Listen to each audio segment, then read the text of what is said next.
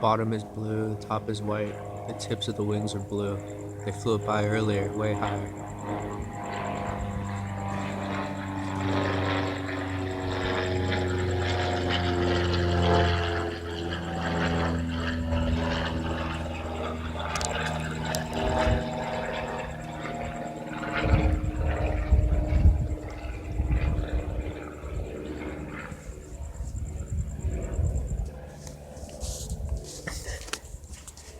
The bottom of that plane is blue, the tips of the wings are blue. They flew one by earlier that had blue engines, the same exact painting, and that flew at a straight line, and then they made it go awkward right over the police's house, right over the star pine, to make it look like it was a civilian, or it was a civilian, but it was a cover-up for the 405 freeway plane crash plane that flew by on June 30th at a diagonal, the opposite diagonal that one just flew.